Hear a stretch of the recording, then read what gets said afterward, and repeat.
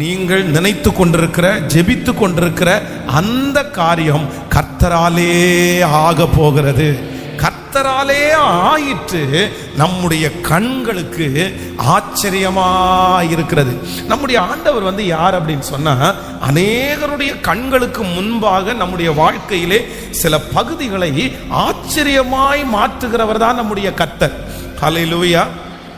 தேவன் அற்புதம் செய்த இடத்தெல்லாம் பார்த்தீங்கன்னா, அங்கெல்லாம் கர்த்தர் எப்படி செஞ்சார் அப்படின்னு சொன்னா, இருக்கிற கொஞ்சத்தை கொண்டு ஆண்டவர் எல்லா இடங்களிலையும் மிச்சம் எடுக்கிறதுக்கு ஆண்டவர் உதவி செய்தார். என்னுடைய ஆண்டவர் குறைவாய் கொடுக்கிறவர் அல்ல.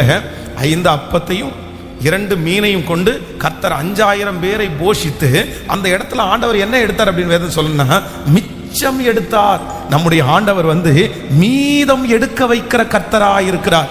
நான் விசுவாசிக்கிறேன், நிச்சயமாய் நீங்கள் எந்தெந்த இதிலெல்லாம் குறைவா இருக்கிறீர்களோ அதிலெல்லாம் ஆண்டவர் நமக்கு மிச்சம் எடுக்க கர்த்தர் உதவி செய்வார். சீக்கிரமாய் ஆண்டவர் நம்மை மிச்சம் எடுக்க கர்த்தர் அற்புதத்தை செய்வார். நீங்கள் மீதம் எடுப்பீர்கள்.